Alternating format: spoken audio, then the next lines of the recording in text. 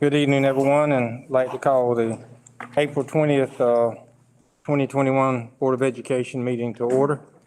At this time, Mr. Gentry, we'd ask you, if you would, to give the invocation.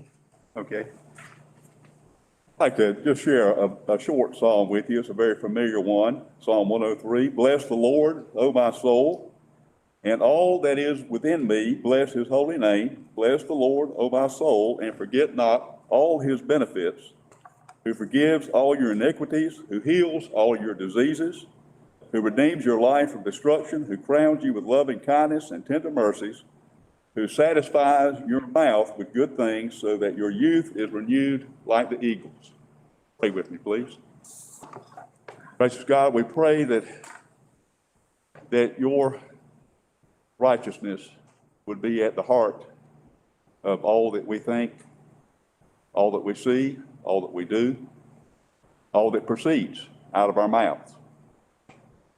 And Lord, we ask your presence in this meeting tonight, that brothers and sisters may dwell together in unity, and in unity make decisions that are in accordance with your purpose and your will for the public schools of Robeson County.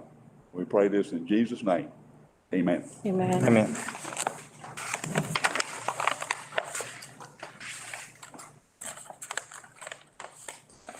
We have a motion for the adoption of the agenda. So moved, Mr. Chairman. Second. Motion by Mr. Randy and a second. Say aye. Aye. Opposed? For approval of the minutes from open session. So move, Mr. Chairman. Second. Motion by Ms. Brenda and a second by Mr. Randy. All those in favor say aye. Aye. Any opposed? Okay, moving on with the agenda on the information items. Teacher data analytics through Canvas, Ms. Burton and Ms. Thurman.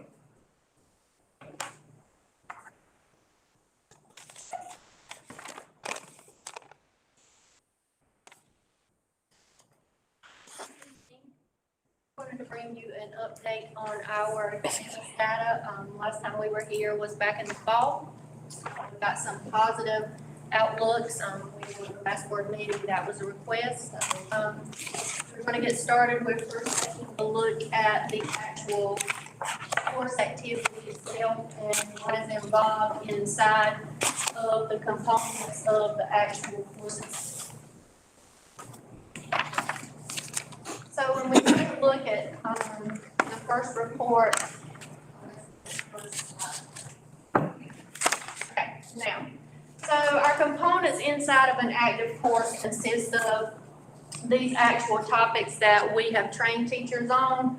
The data that you're actually taking a look at tonight is from March the 1st through the 31st, and you'll recall we started remote back in March a year ago. So we're going to take a look at that data tonight and do some comparisons.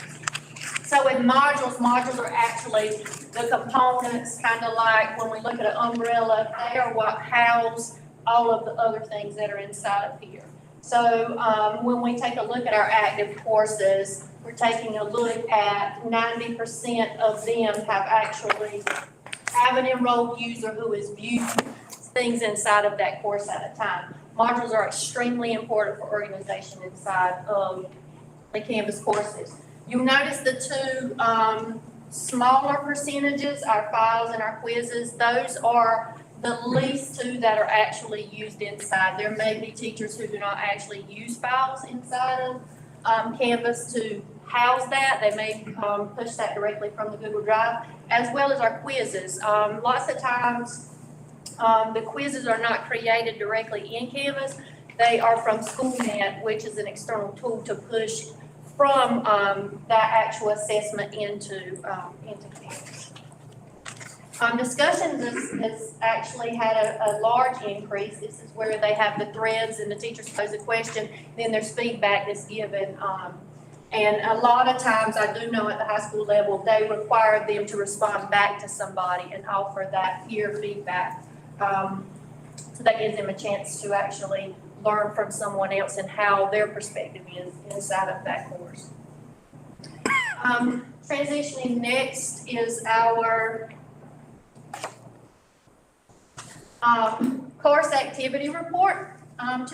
Actually, three things we wanted to take a look at here. We have circles around March of 2020, which is actually a low percentage of when we actually went remote previously, and then our climb within 1 year here of 80% of active courses inside of there. Now, that may be larger to if we would have stayed remote, but some, some students went back face-to-face during that time. So it could have been actually larger. But when we look at our blue, which is our content, it stayed constant across our trends here, as well as the activities that are inside of the courses themselves. So really being constant there with our data as we transition. This is one of the most positive things in our report. We take a look at our active users report. And the one we want to concentrate on, yes, we want to look at teachers, but we want to look at our students. Now, when we look at 14,757, you think to yourself, well, we have close to 22,000 students. But with our grades 3 to 12, who are the students that we serve in Canvas, currently we have around 16,000 students. So out of 16,000 students, because our K2 utilizes Google Classroom, we have 14,700 students that are utilizing and are active inside of there, which is really good when we start looking at that data. This compares March of last year, where we had a little over 4,000 compared to 14,000. When we take a look at the student app itself, that number is not as high, but understand that when students are actually utilizing Canvas, they can use the web-based version of it. This is actually using the app itself on a mobile device. So let's say a student takes a picture of their assignment. It was much easier for the student to upload that assignment and get a picture in there from the app on the mobile device. So they may have used their phone. I know my daughter uses it a lot when she has to turn in an assignment at the high school level. She says it's just easier to use the student app. So very pleased with that. There are a lot of updates that are coming to Canvas. In the past, they have not been able to annotate directly on a PDF, like a worksheet type thing. Canvas has introduced that, as well as we are transitioning our K2 to Canvas as well. So a lot of elementary themes have been built, and we're going to transition to that during the summer into the fall of next school year. So I'm going to let Lisa talk a little bit about our sub-accounts and what we have inside of Canvas as far as our schools themselves. So we have in your packet tonight this spreadsheet that is a little bit more comprehensive. Right here it's just showing some of the schools, and in your packet it will show all of the schools. But we've given you some data so that you can truly look at different things. So we've listed from the top down in alphabetical order all the schools in the county. And then these next 4 columns are going to show you what has been utilized. So you have a percentage of active courses with content. So all courses that go through PowerSchool that sync over into Canvas have content in them. And look at these numbers we have. We have deep transition, even though they're elementary and they're in that middle grouping of 3 through 6th grade, 96% of their courses are active. Lumberton Junior High, 100% of those courses syncing from PowerSchool are active. Really good numbers, really good growth is showing, especially from the data that Stephanie was showing from March of last year to where we are now. It's a really good bump in growth. Next column over are active courses with modules. So what that means is it's just like the umbrella imagery she was giving. You always start at a module. Underneath that module or that content area, that topic area, then comes into the assignments that you build underneath. So it blends beautifully with the pacing guide when you have those standards and then those objectives that are underneath, same thing. So here we are with another school. You have Fairgrove Elementary at 95%. We have Carroll Middle at 95. A lot of the schools are really diving in and getting that information in, and it shows across the span from March of last year to March of where we are this year. Magnolia was graded 81. The next column over is active courses with assignments. So again, you build your modules, then you break it down into the assignments that are underneath. And then we have that content there. Now, we do have 92% looking at Orem, 98 at Oxendine. So you have growth anywhere from third grade all the way through 12th grade that's showing. Lumberton Senior High is at 97. And then lastly, that next column, you have a percentage of active teacher enrollment. So for the teachers that are inside Power School that have the active courses, and remember, some of our classes are still contained, so they're in 4 different ELA, math, science, social studies, as well as you have high schools that are blocked, so they could have 4 or 5 courses depending where they're at. And those numbers are high, they're in 80+ range, which is amazing. The other thing we wanted to point out is that at row 13 or on yours, it says teacher sandbox courses and manually created courses. What that means is that all your teachers are starting and have completely conquered, so to say, the fact of creating a sandbox course so that at the end of the school year, when the Power School pulls back their courses, they have all their work saved. So they're ready to update it, revise it, get it ready for the next year, clean it up, and then they're ready for that fall semester to start again. So it's across the board, we're in the 90s. 80s, it's looking really good that it shows that people are truly utilizing Canvas. Yes, ma'am? May I speak? Yes. I'm just curious. I'm looking at the sub-count sheet. It's probably the same thing. I can see this better. I'm wondering, will you explain like East Robinson and Magnolia?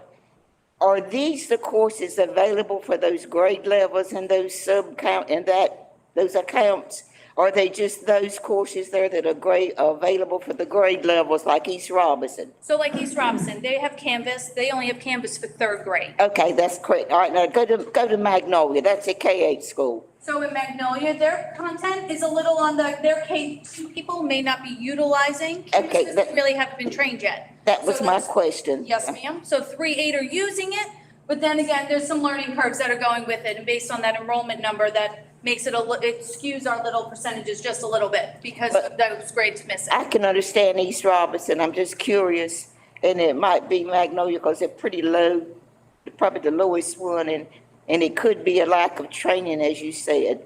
The other end of it also could be because some of those grade levels may be contained versus blocked. That's possible. So like at East Robinson, they're more contained. So they'll have 4 to a teacher essentially, ELA, math, science, social studies, and they may utilize it differently. Versus Magnolia, they may be blocked where one teacher has only 3 courses or whatever it is. So the percentage is going to be a little different. Okay. So it's the organization that would make that low percent on the side. Okay, thank you. Possible, yes. Mr. Gentry? The third column with the percentages, active courses with assignments, do we have any data about the completion of assignments? The school year is not over yet, so we will not have those in the sense of completion, especially in your grades 3-8.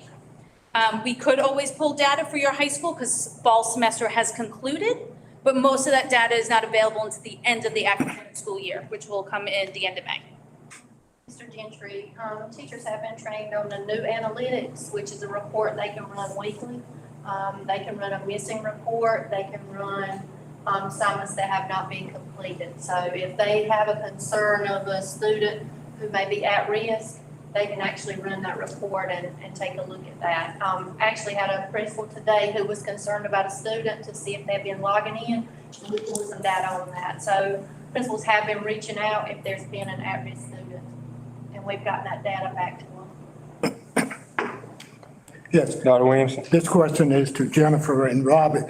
So our PD for the summer, we've narrowed that down to what?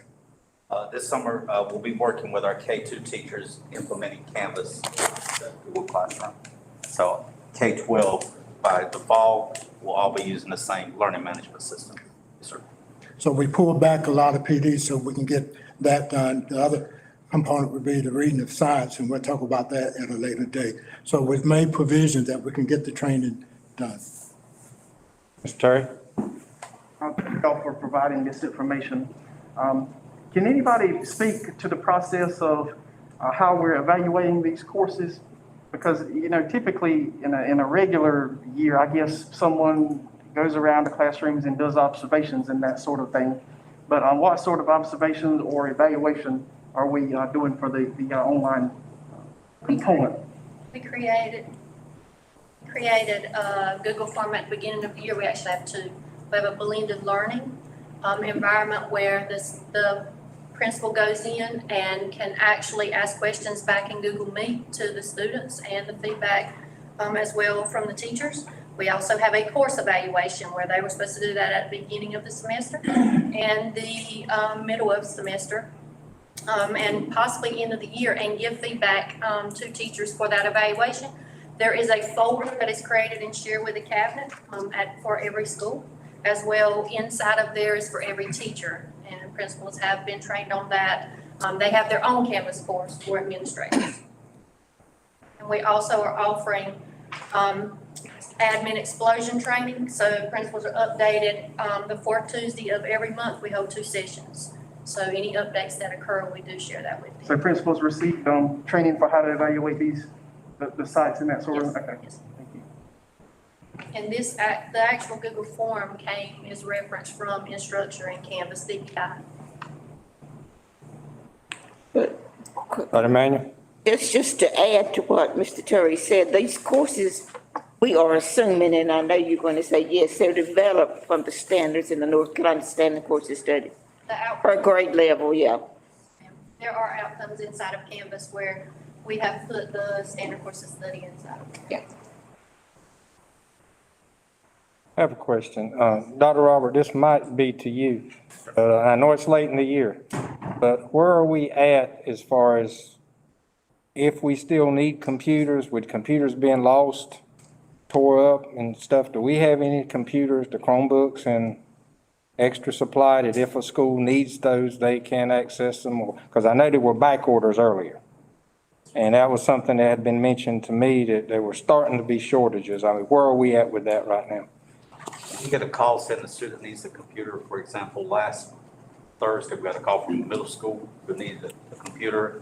We immediately contacted Dr. Baldwin. She makes contact with Mr. Hill to get that child a computer. So although we have some schools that have extras, there's some schools that may not have any, to loan out. So that's why we go through Mr. Till. Dr. Baldwin is normally the contact to help us with that. Lisa, what do we have in inventory at this point?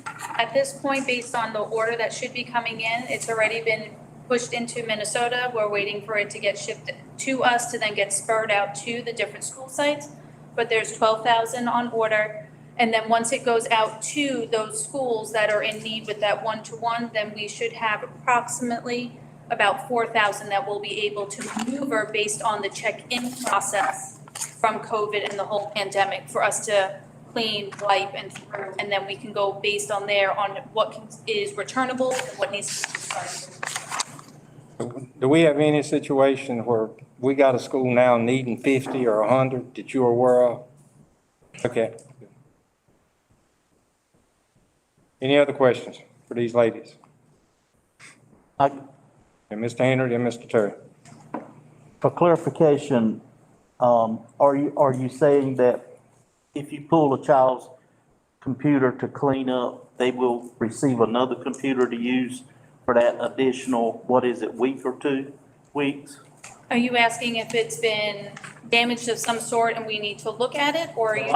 I've been approached to a similar situation, or question like Mr. Craig mentioned, that we were early to clean them and check them out, and there was going to be a week or so that kids would not have a computer. So how are we dealing with that? So right now, we're in the process of building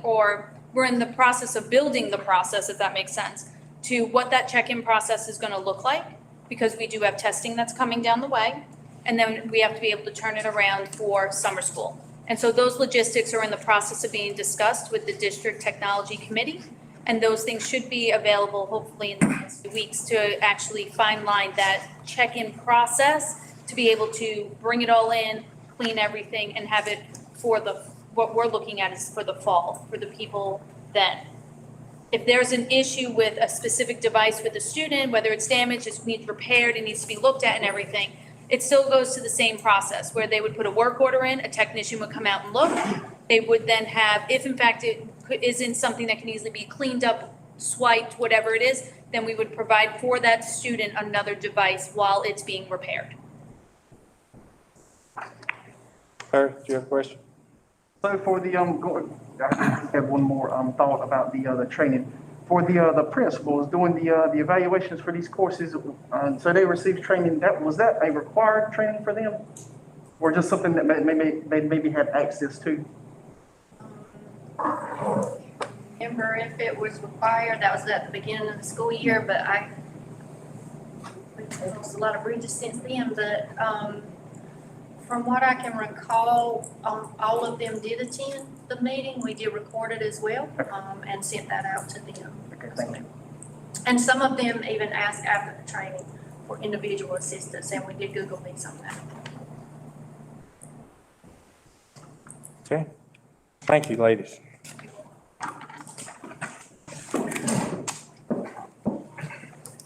Mr. Bobby, accountability and update testing calendar.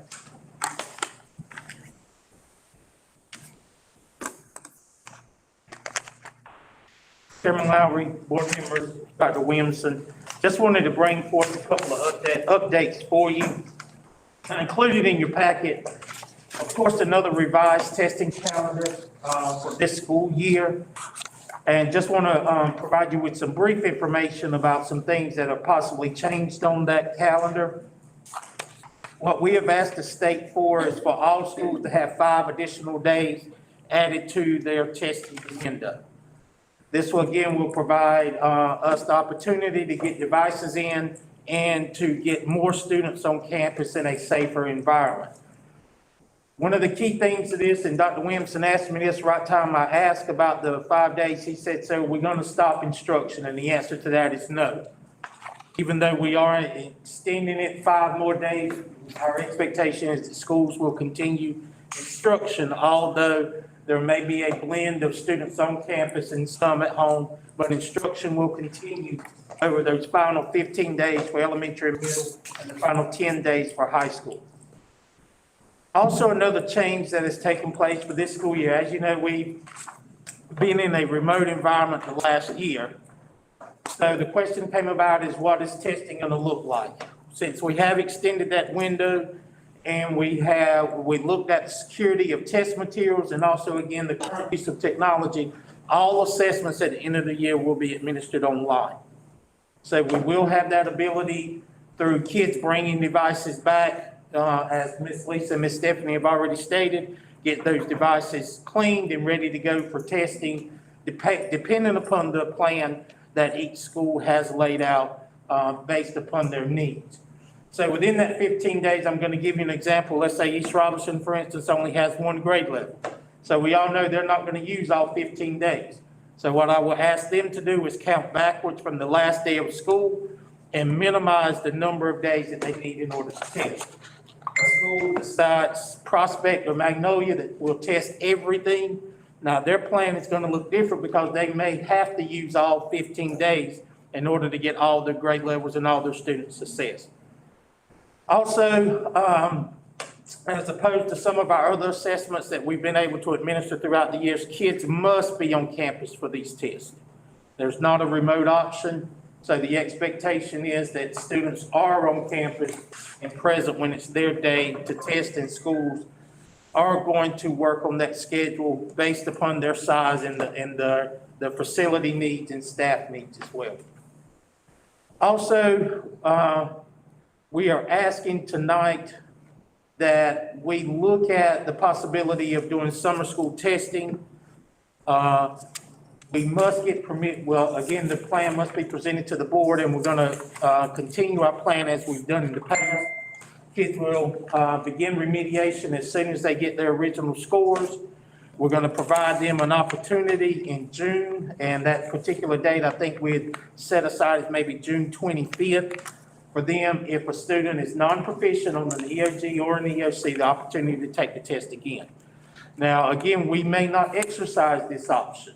We just have to get permission from DPI in order to have that available for our students in the event that, our summer school committee and principals decide that, they need that option each year. Dr. Manuel? So are you telling me they can take, I failed my test for EOC, I can retake it, which score counts?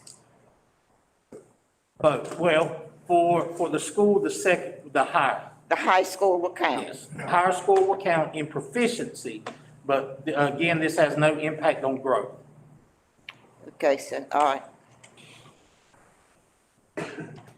And so again, we have to continue with our accountability system as if nothing has changed. We need to move forward with the intent to test 100% of our students. Okay, Mr. Bobby, are you needing permission tonight for that summer testing? Yes, sir. Okay, so you're asking then that that part be moved to an action item and we have a vote on that, correct? Yes, sir. Tonight? And I think that plan was included in your board packet. Okay. So again, what Mr. Bobby is asking tonight, that we approve to allow summer testing if we're able to do that, that we give approval tonight, and then he has the approval, we have the approval to do it, and then if we don't do it, we're still okay. We don't have to come back and address it So again. it needs approval for summer school testing? Yes, tonight. We'd like to have that tonight, so if you would, Those are a motion now, you want to wait? if we get a motion now to move that to an action item. I'd like to Set aside. set aside policy and make a motion that we allow our system to test in summer school, the EOCs. Second. Motion by Dr. Manuel, second by Mr. Henry. Any discussion? All those in favor say aye. Aye. Any opposed? Okay. Bobby? As the Vote. I just set aside policy. I'm sorry, that set aside policy, need to vote on it. Need a motion now to actually allow the testing, I'm sorry. Ready? I make a motion that we set aside, that we test during summer school, the EOC. Second. Motion by Dr. Manuel, second by Mr. Henry. All those in favor say aye. Aye. Opposed? Okay. Bobby? Have anything else? Thank you. Okay. RV Dane Fire on April 7th. Mr. Hugh McElwain.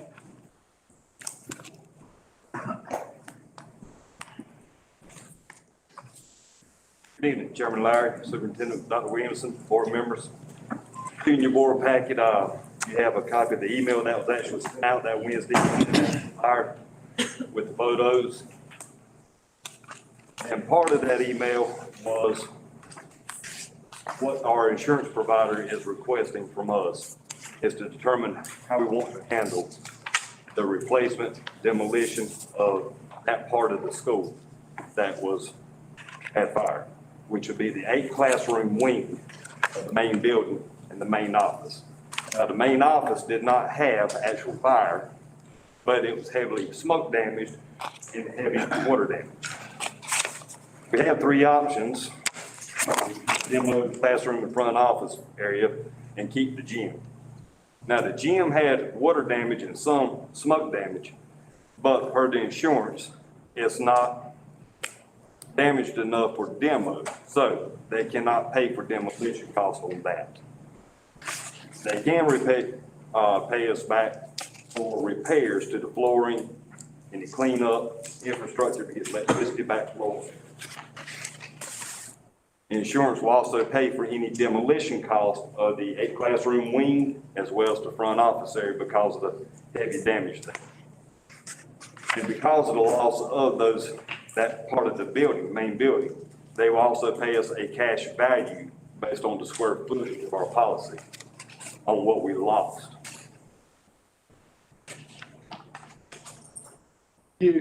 So exactly what did the insurance company again want? What does the insurance company want action from us for? The direction? I'm sorry. The insurance, you said they're requesting or. They just want to know how we want to proceed.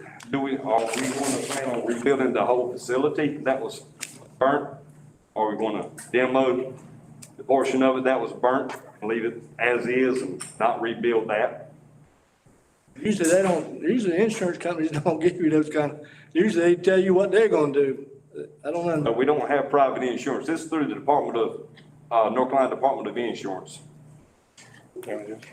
Dr. Williamson? Hugh, what's the rebuild value of that insurance? Do we have a number? The replacement value on that building, the main building, including the gym, is right at 3.5 million. The cash value on the main building, including the gym, is 1.5. So you would have to cut out the gym part for cash value purposes because it can be repaired. And get the cash value on the 8 classroom wing of that building and the office area of that building. So if we choose that option, Mr. Chair, that's value for $1 million, and then they will pay for the demo Yes, on top of that. yes. Pay for the demo once we submit them the quotes. They'll pay the demo cost, give us a cash value on what we lost, and pay for repairs to the gym. Mr. Wayne, I know you next. Hold on just a minute. What were you saying, I Doctor? was just gonna say, would it be fair to, we had an emergency outside to hold this discussion because There she comes. she coming back. There she comes.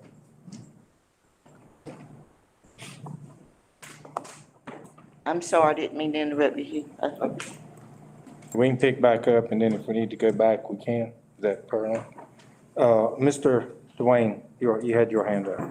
Is that gonna be less of depreciation, or is that gonna be what they're gonna give us for that? That's what they're going to do. 1.3? No, it'd be around $1 million. It may be just a shade less, maybe just a shade more, depending on the content value that would come with it. Because it was 1.3, and then it's gonna be less of depreciation, which is $1 million. Because the gym building itself is part of that 1.5, really. And since it is not destroyed, they will not be paying us a cash value on that. Nor can they pay for demo cost on that because it's just water damage and smoke damage. So it can be easily repaired.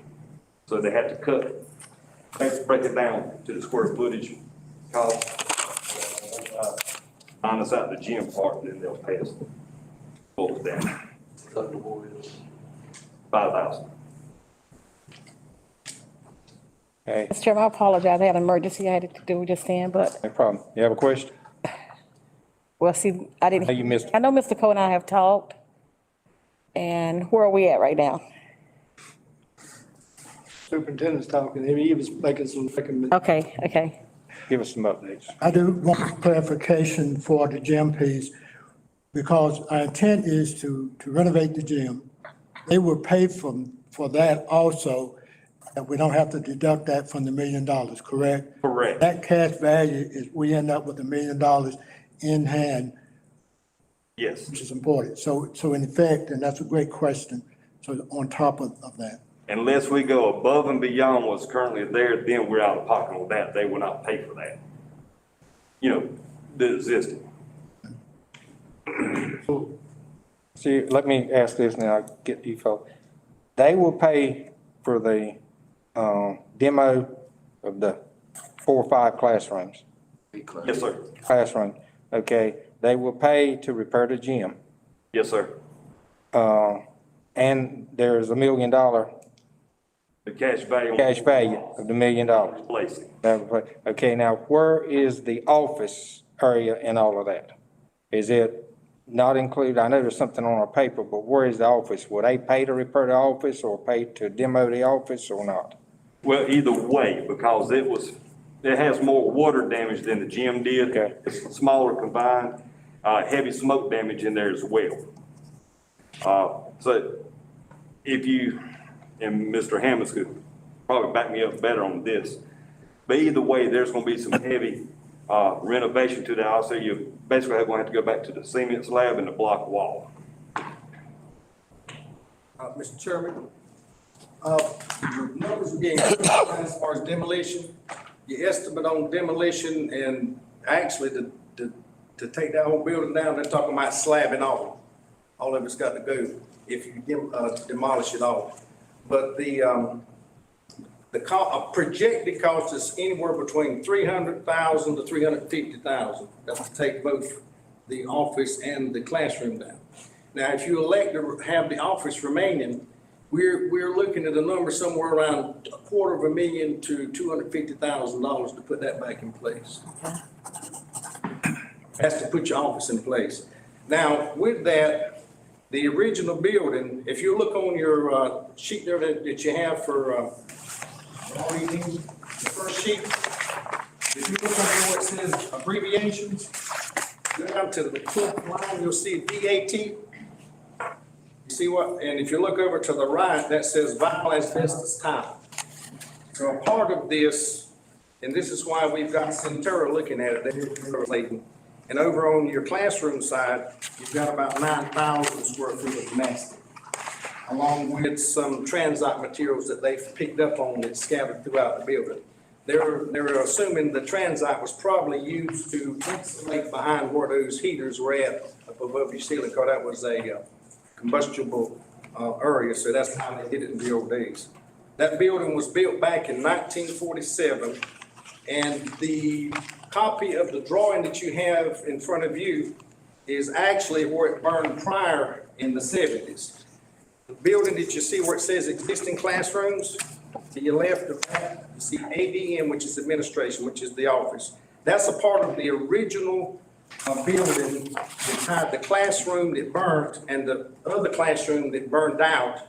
And they took and come across the end of that in the 70s, and they remodeled that at that time and built the administration offices back, because that's where the original was at, based on the drawing that we have in 1947.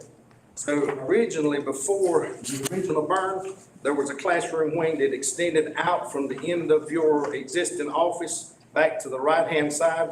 And of course, the left-hand side is the building that previously burned, or just burned.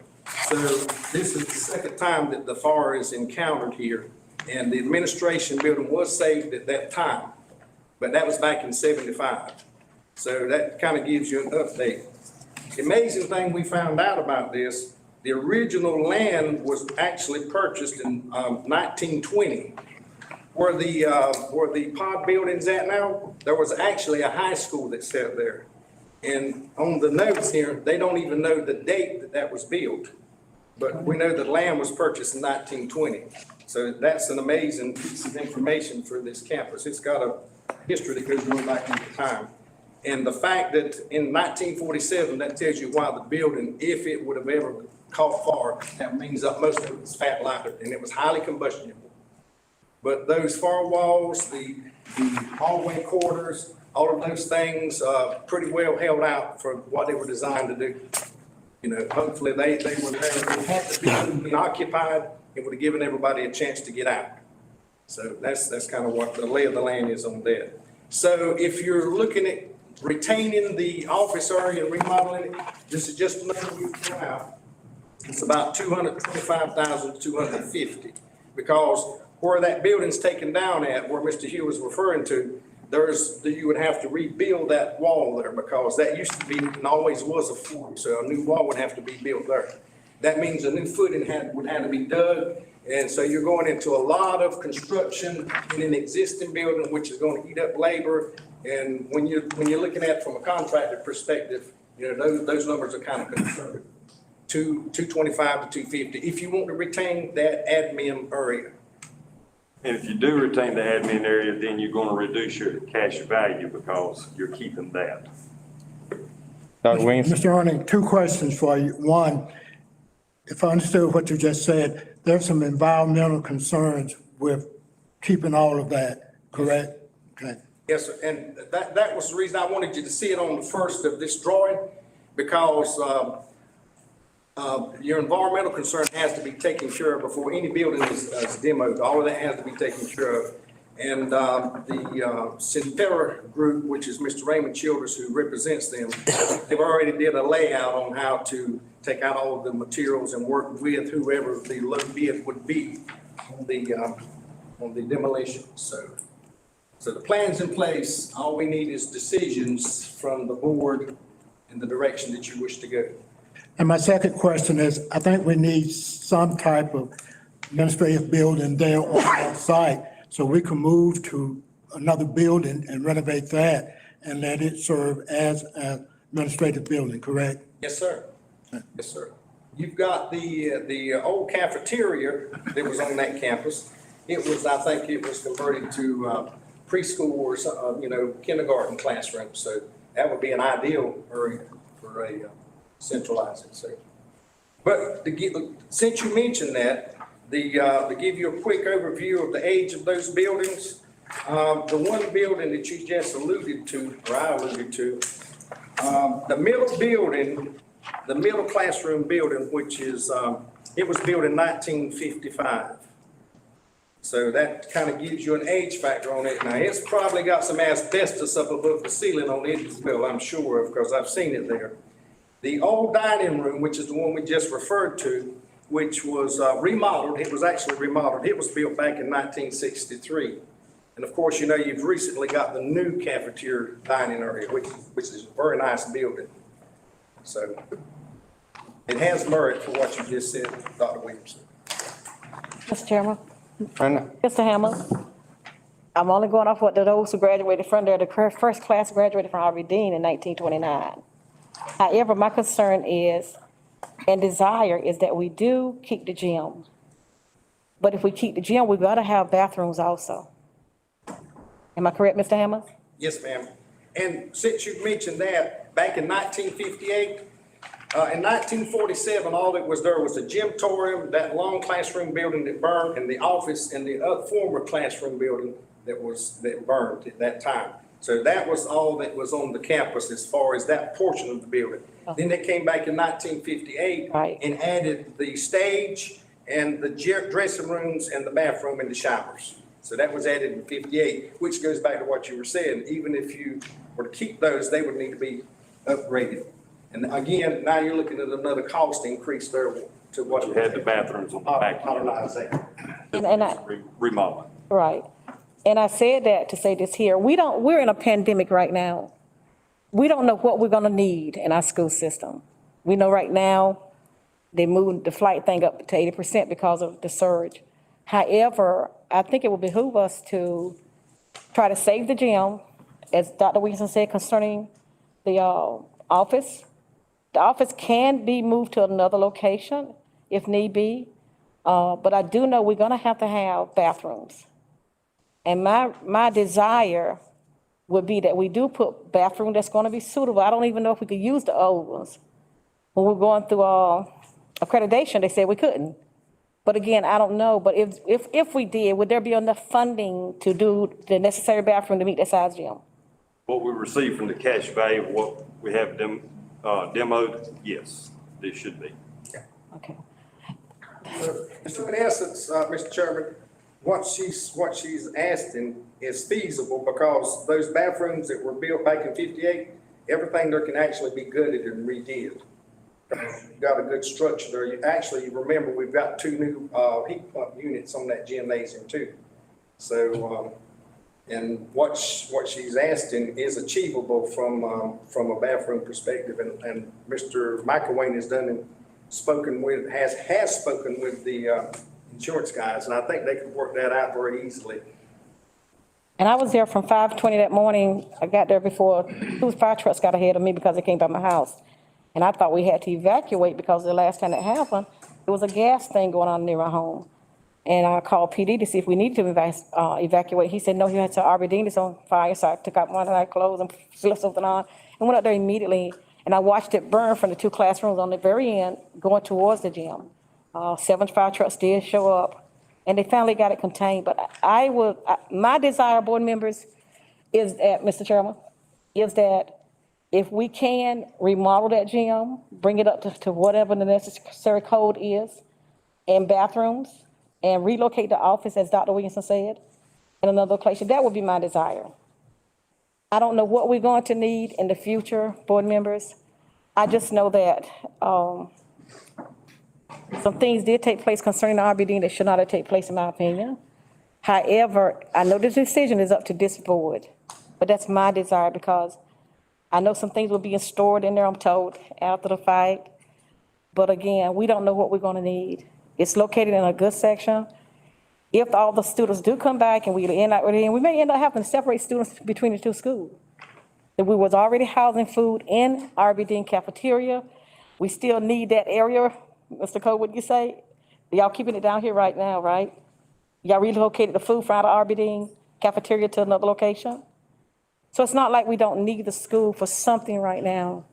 But I do think it behooves us to try to remodel the gym, build bathrooms, demolish everything else and clean it up to where they relocate our office and have the necessary alarm system working properly this time. Because normally when the alarm system go off at Aberdeen, I stay not quite a half mile from it, I can hear it at my house.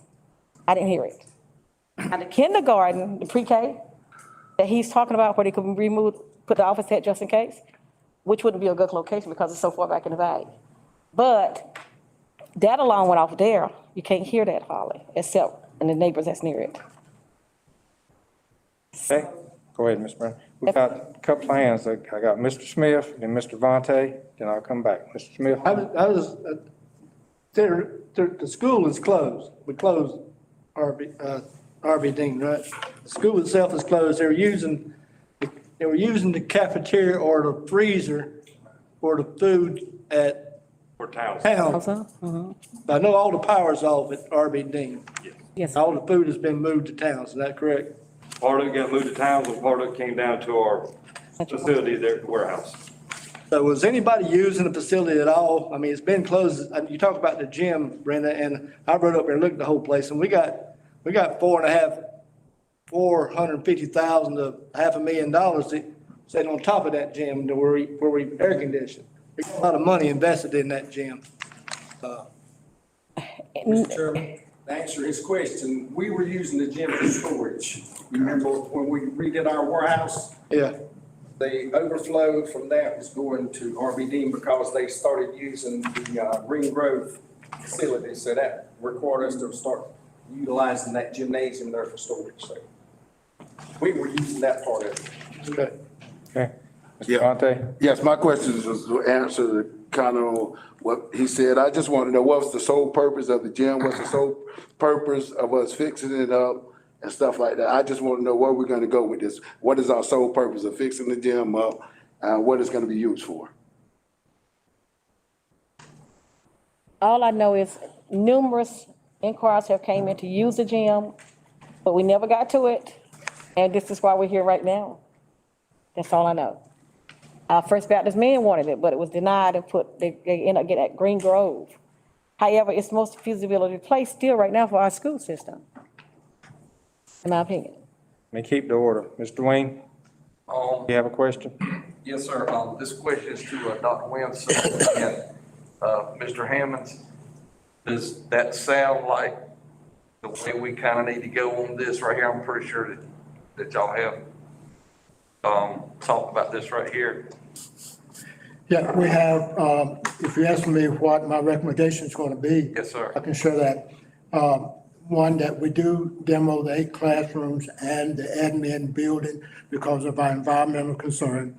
That we do relocate administrative building to another area. That we renovate the gym to include additional bathrooms.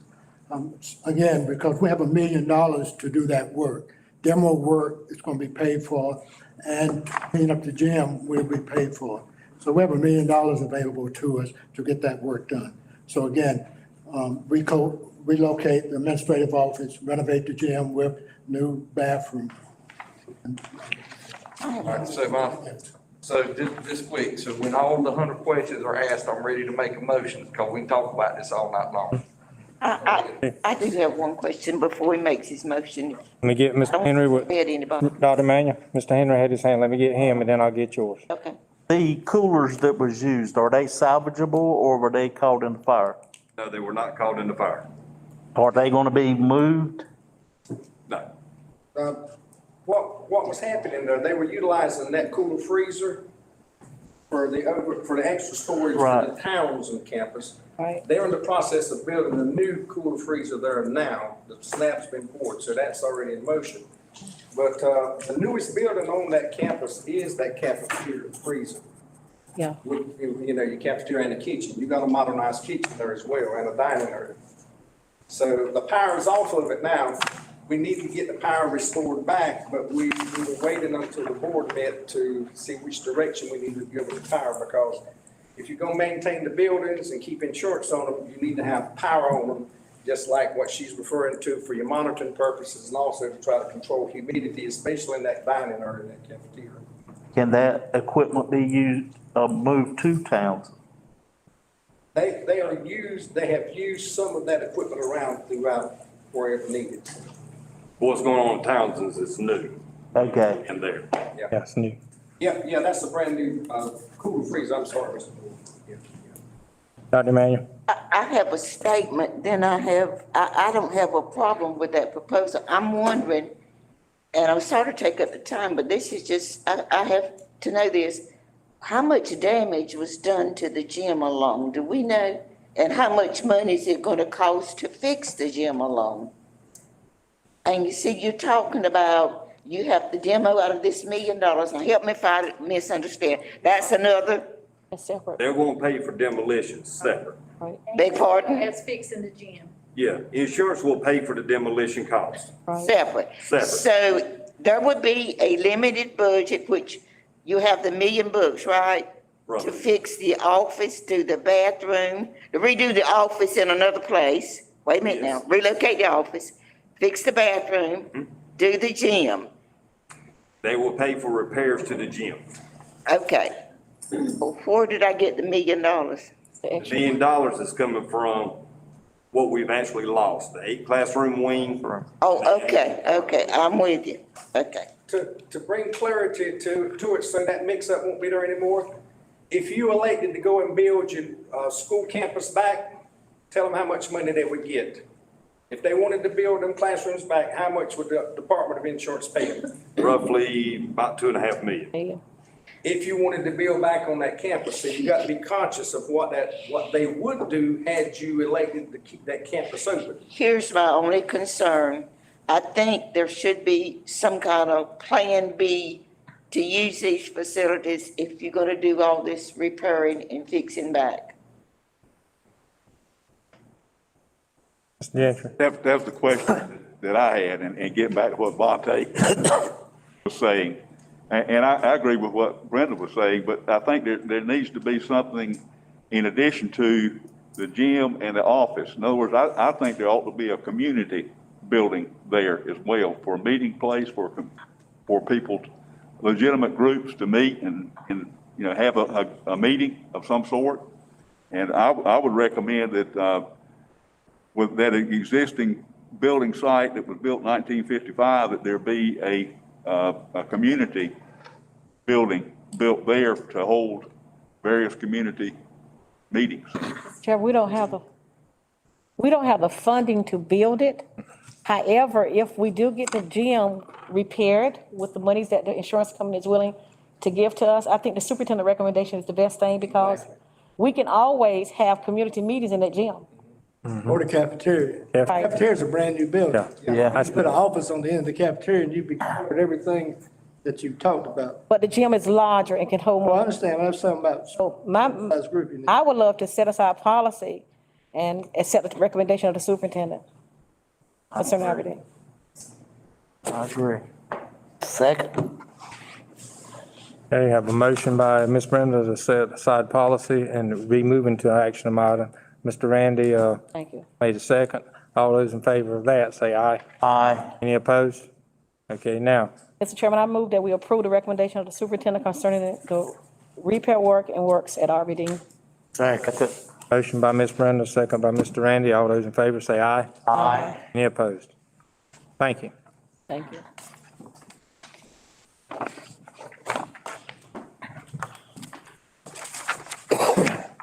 Okay, under action items, MOA operation of groundwater monitoring station. Folks, there was a piece of information in your packet, and there was another one just added on your desk. It's got the very bottom of it. It says DEQ. And this is just an agreement we have with this company that will come in and check groundwater in various school sites in the county. And they also have, I think it's Mr. Grady and Roland, where they check actually the drought conditions in the county. Yes. And it's just a formal agreement. Mr. Grady, is there anything you need to add to that? It's actually with the state, with the Division of Water Resources. They've actually been doing this for years. They just wanted to update their agreement to do this on the 4 campus sites. Yes, the campuses are Littlefield, Magnolia, Rex Renner, and Southside Ashpole, if there's any questions. And again, I think when I talked to the lady, they've been doing it since the late 70s, early 80s. Correct. So, it's under action items. Can we get a motion? To approve. Second. Okay, motion by Mr. Randy, second by Ms. Brenda. All those in favor say aye. Aye. Any opposed? Okay, thank you. Ms. Thompson and Mr. Bobby, the 21-22 school calendar.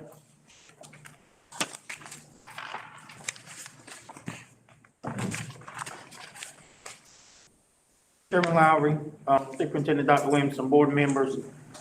As all of us know, one of the keys to having a successful school year is to make sure that we have a calendar that meets the needs of our students. And one of the hardest things, and I share this every year with the calendar meeting, our first priority is to create a calendar that, number one, is for students. Number two, we then look at adults.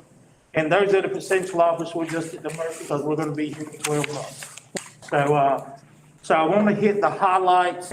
I want to first off thank the calendar committee who worked on this year's options. Our principals were Nikki Brooks, Tony Britt, Angela Faulkner, and Clyde Laviner. And we had representation. Our teacher of the year was part of our committee as well. I think her name is Alexis Broja out of St. Paul's Elementary. We had Ms. Dee Grissett as a representative from RAE. From our curriculum department, we had Dr. Cummings and Ms. Sandra Carter. For our human resources, we had Ms. Collins Falk. And our student support services, we have Philip Oxendine and Dr. Wendy Dorsey Carr.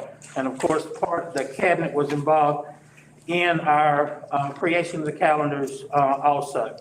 So to hit some highlights of both of our options. Option A, in both of our calendars, we're requiring that we have schools have an instructional day of 375 minutes.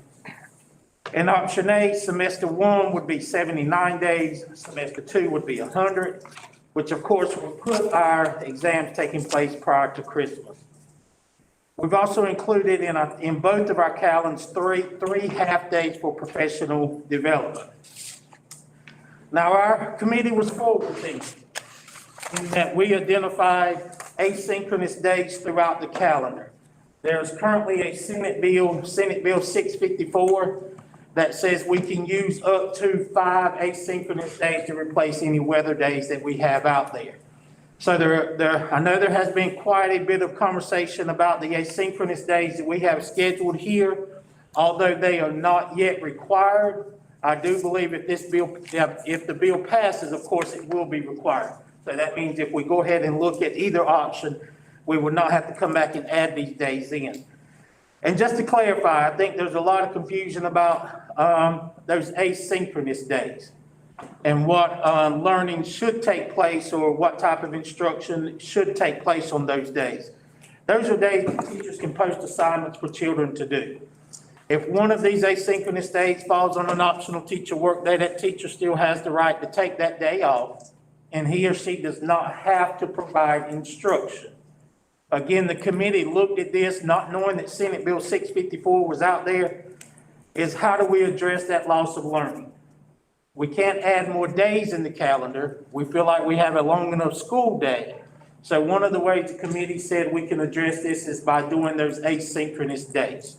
And we feel like that if used appropriately, it will help us catch some children, because as you know, we've had some children who have not been in the building for about 18 months.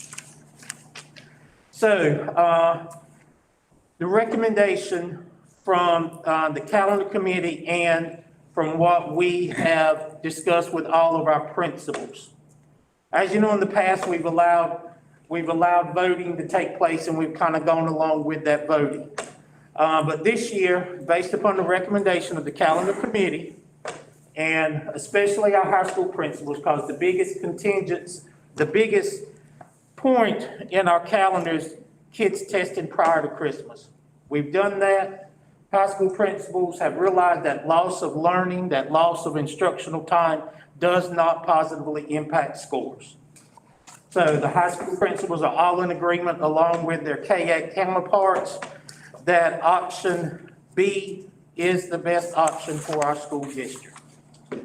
And if we refer back to our policy, and the policy, and I won't read it in its entirely, it just simply says, after receiving teacher input, the superintendent shall make a recommendation to the board for a school calendar.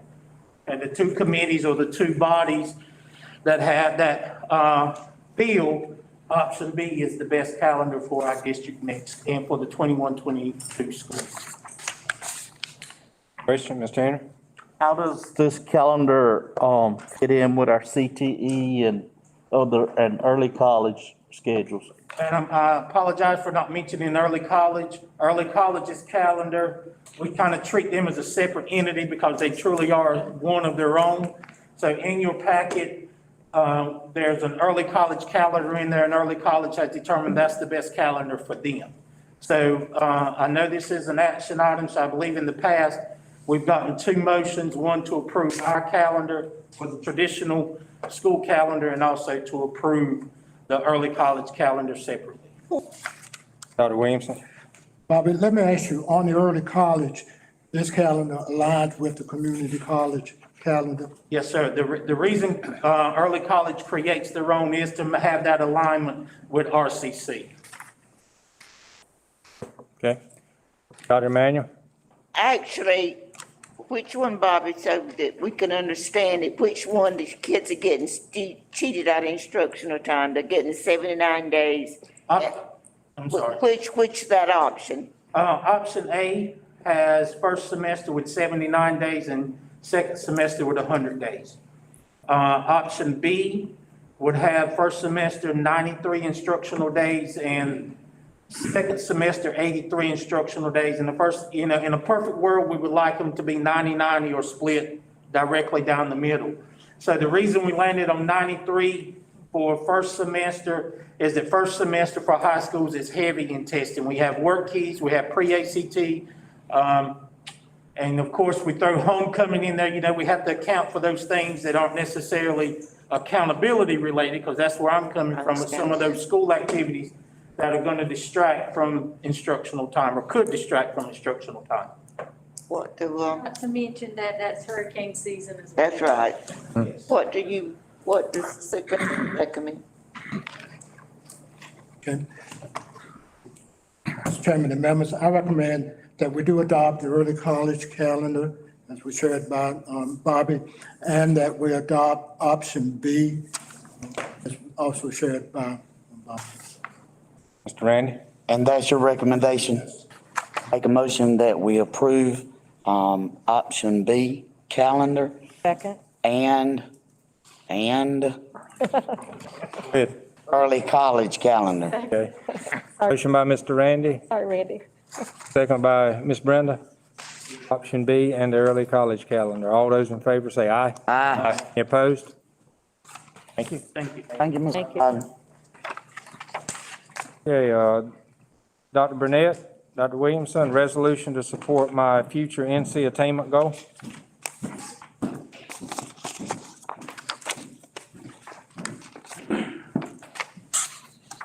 Lowry, Superintendent Williamson, and members of the board, we are asking for your consideration in approving our recommendation to support the My Future NC attainment goal. In order to gain a better understanding of My Future NC, please watch the following video.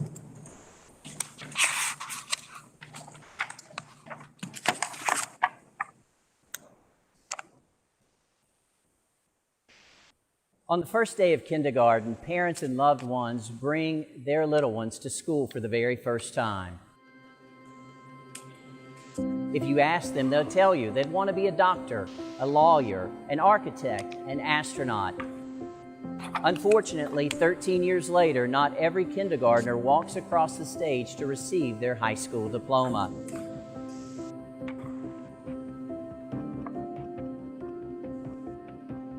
These students represent 100 average ninth graders in North Carolina's public schools. Of these students, 13 will not graduate from high school. 15 will graduate from high school but have no plans to enroll in college. That leaves 72 students who plan to enroll in college, but 19 of them won't enroll after they graduate from high school for one reason or another. 12 will enroll in college, but will drop out after their first year. 11 more will make it through their first year, but they will not graduate from a community college or college within the first 6 years. That leaves only 30 students. These students will obtain a college diploma from a community college or a four-year college or university. That's only 30% of the group we started with. What does that mean for us?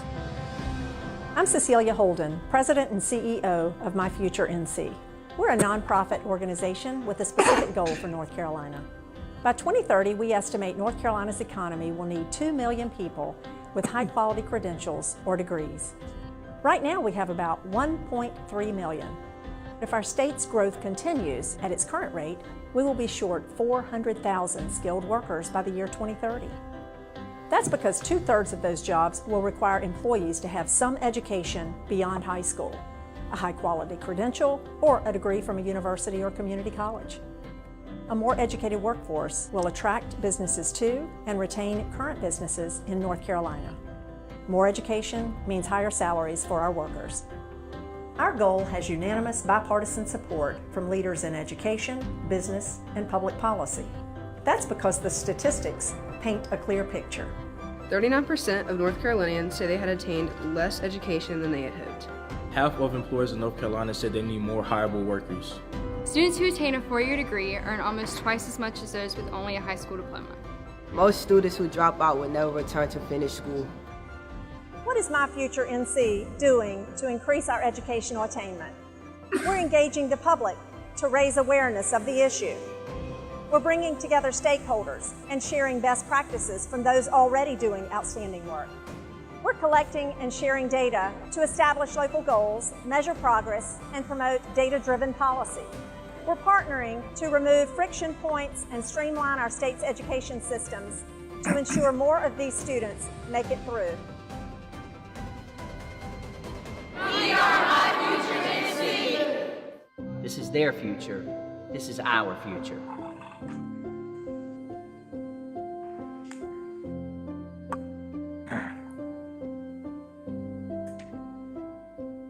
If you'll look and see, I also included some local school districts in our region that have already endorsed My Future's NC attainment, and that is Columbus County Schools, Moore County Schools, Scotland County Schools, and Whiteside. Move approval, Mr. Chairman. Okay, I have a motion from Mr. Smith to approve this. Second by, same Mr. Gentry. All those in favor say aye. Aye. Any opposed? Thank you. Thank you, Dr. Burnett. Policy update, section 3000, Mr. Gentry, Ms. Floyd. Thank you, Mr. Chairman. The policy committee met February the 18th, February the 23rd, March the 3rd, and March the 16th. These policies were very comprehensive, many of them complex, about implementing the curriculum, and they were thoroughly discussed by our committee, and we had participation from principals and teachers throughout our systems. We had good groundwork on the part of our cabinet that reviewed these policies before they ever came to the policy committee, and since that time, the recommendations for revisions have been endorsed and implemented by our cabinet members responsible for that. These are all revised policies and do not require a second reading. So at this time, I make the motion to set aside policy and move to an action item. Second. It's already an action. We already got an action. All right, action item. Make a motion to accept. I make a motion that they be adopted. Second. By Mr. Gentry, second, Dr. Emanuel. All those in favor say aye. Aye. Any opposed? Thank you. Thank you for your work on that. lease agreement with Green Grove. Mr. Grady? We currently have a lease agreement with RCC on two parts of Green Grove's campus. We're asking for a third part. The third part is the media center. So they've got a program that they want to use the media center for. So and on the map on this third page of the lease amendment, there's a map attached to it, and it's got the media center. Mine's color coded, so if you on it's the media center would be the top building on the map. Move approval, Mr. Chairman.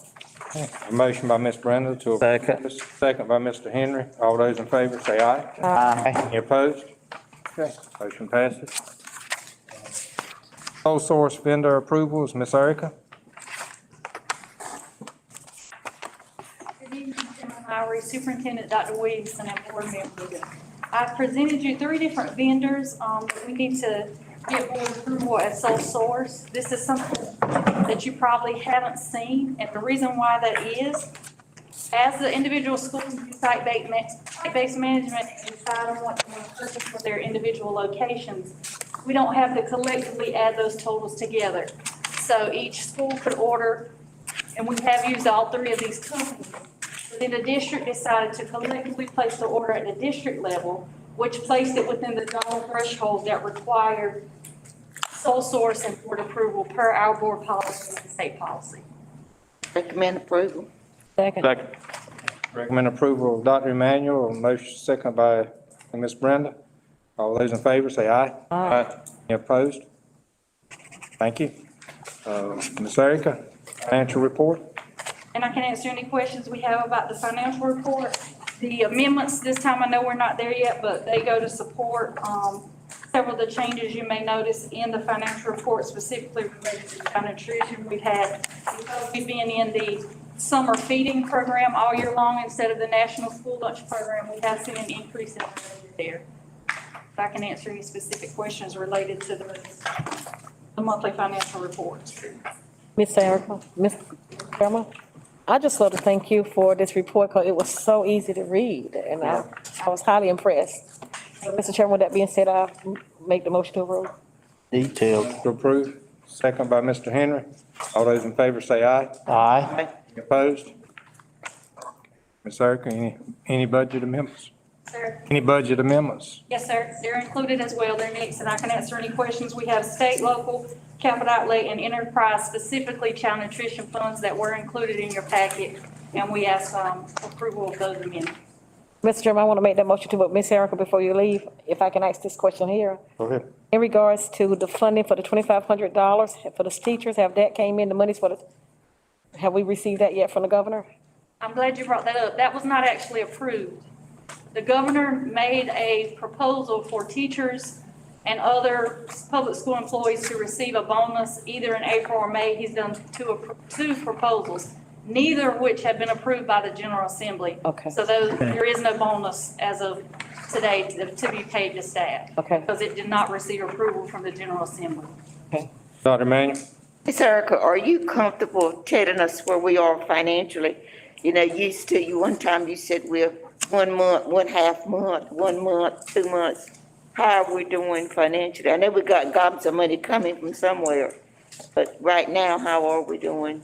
So when we talk about that, we only have our fund balance in our local capital outlay and our enterprise funds. So we are certainly rebuilding there. Capital is in great shape. We may have, depending on where we are, 4 months of capital. Wow. Child nutrition, because we're in the National School Lunch Program, we have a very healthy fund balance there, which was needed because as we move back into students coming back to campus, that did decrease the number of meals that child nutrition was able to give out each day. So they will need that fund balance to help cover some of those gaps, but they're in great shape. And local is rebuilding. I would say we're on the other side of 2 months operating now for local. So we're slowly rebuilding there. And that's one thing the pandemic has helped, is minimize a lot of those costs that get exacerbated every year. Health costs, fuel costs, transportation. we've seen those reduced for the first time in the 21 years I've been here. I won't have to give you ABC transfers to supplement transportation. That's good. Never happened in the 21 years I've been here. Well, thank you for what you do. All right, amen. Everybody for supporting. Thank you. And they all work together to make sure that our children have what they need. You're good, thank you. Move approval, Mr. Chairman. Second. And a second by Mr. Henry. All those in favor say aye. Aye. Opposed? Thank you, Ms. Erica. It's not an agenda item, but I did want to mention that the April position counts are also included, but no, it's just for information, but I just want to make sure everybody saw that as well. Thank you. Okay. Mr. Randy? Okay.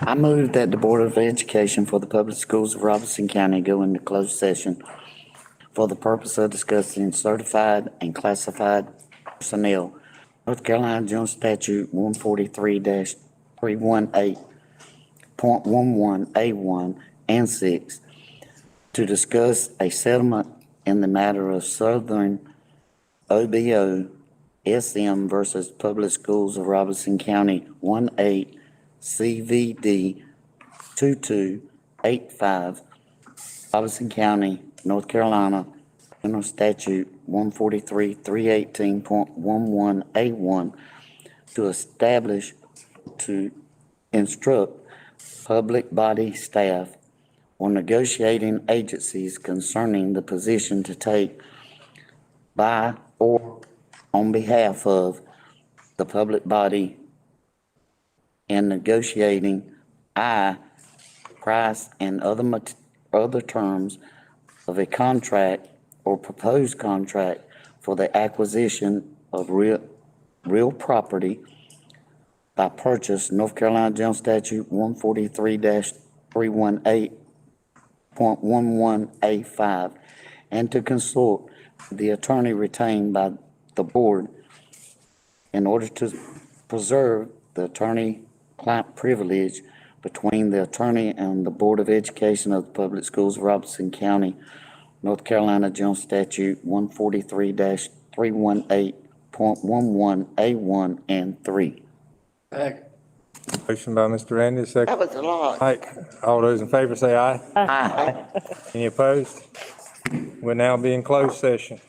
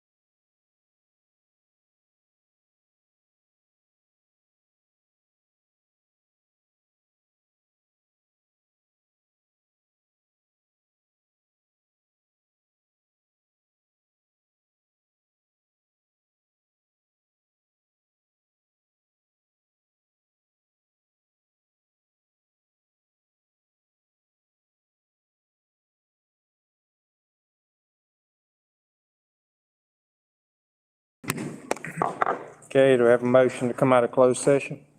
Make such motion. Motion by Mr. Henry, second. Mr. Gentry, all those in favor say aye. Aye. Any opposed? Okay, a motion to approve personnel as amended. So moved. Second. Motion, Mr. Vontae, second by Mr. Henry. All those in favor say aye. Aye. Opposed? Have a motion to approve closed session minutes. Second, so move, Mr. Chairman. Motion by Ms. Brenda, second by Mr. Gentry. All those in favor say aye. Aye. Any opposed? Okay, some personnel request, Lieutenant Williamson.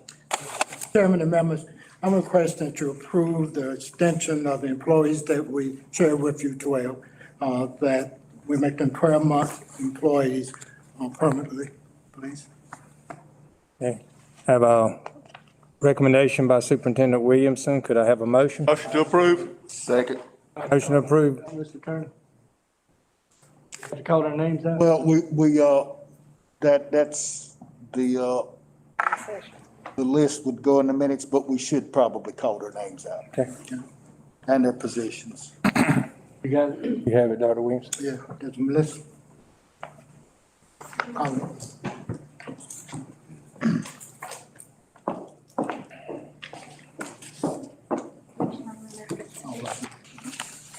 Program Specialist, Dee Dee Chavis Hagan, Angela Roberts, Kenda Collins, Tracy Hunt, Precious Smith, Michelle Bethay, Andre Ramjour. Lead Teacher of Accountability and Evaluation Programs, Ms. Cynthia Lewis. Lead Teachers of Technology, Stephanie Burton, Lisa Thoman. English as Second Language Lead Teacher, Ms. Sandra Lopez. Positive Behavior Intervention Coordinator, Mr. Philip Oxendine. Okay, now, could we go back, have the motion? Mr. Gentry? Motion to approve. Second. Motion by Mr. Gentry, second by Mr. Vontae. All those in favor say aye. Aye. Any opposed?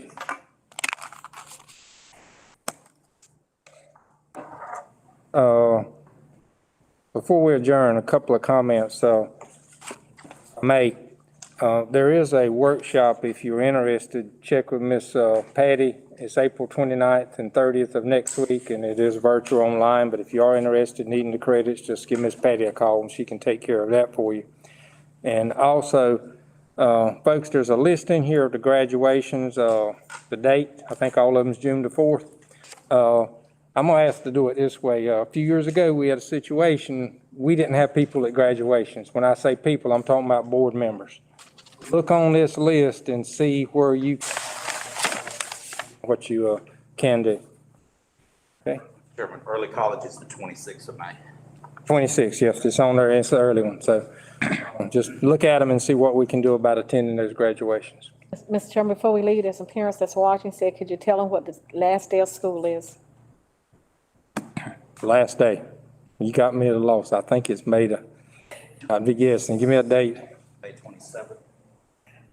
27th or 28th? They said they've been given 3 different dates, so. Okay. So May 28th. May 28th is the last day for students. May 28th is the last day for students. And Where's our college due? College.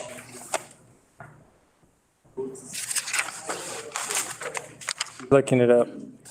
While he's doing that, folks, we've covered what's on the agenda tonight, but according to Superintendent Williamson, there's some other things that we need to look at and need to look at them before our May meeting.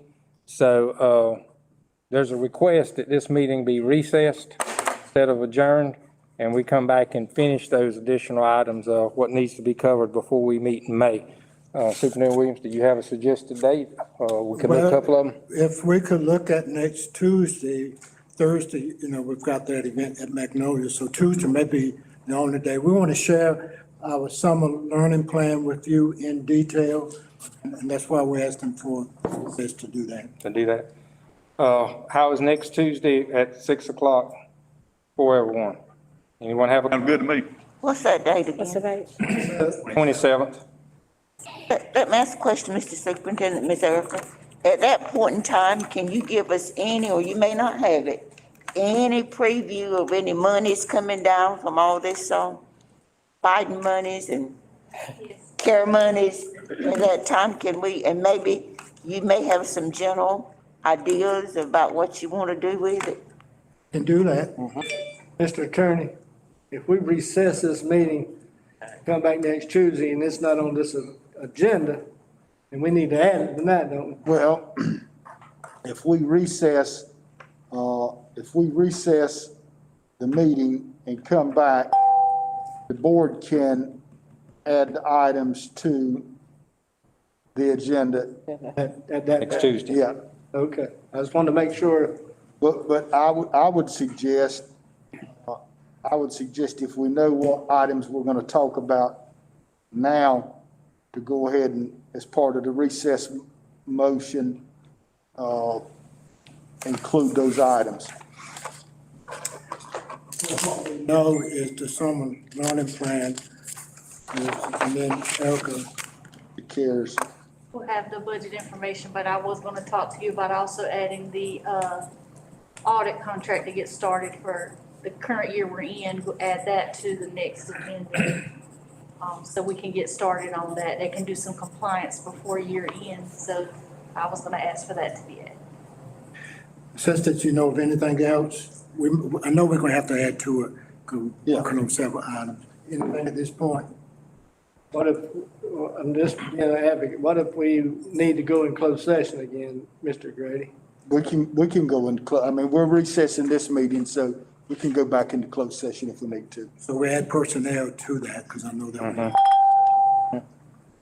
And Mr. Chairman, I do know the 27th, Dr. Weezer, I have a test with North Carolina Emergency Management. However, I see, can I get that moved, okay? Okay. That take care of everything? Till 6 o'clock. 6 o'clock. Mr. Craig, I'd just like to recognize Earth Day is coming up Thursday, and I have been very proud of our school system through the years through art and other ways that have recognized Earth Day, and I'd just like to bring that up. It's been Earth Day for a long time, and done, I think, a great job through our system of promoting it. Okay. Also like to mention before we recess, Mr. Chairman, that St. Paul's is playing home Friday night, in the second round in the state playoffs. And Mr. John Simmons' son happens to be on the team as well. Right. Good. Who's the coach, Miss Erica? That's all. Coach happens to be my husband. That's Thursday night, Ms. Mike. Friday night. Friday night. And whose son did he say? John's. Oh, not even bragging. Mike's bragging. Make a motion, Mr. Chairman, that we recess this meeting until next Tuesday at 6 o'clock. Second. All those in favor, say aye. Aye. What time is that ball game? 7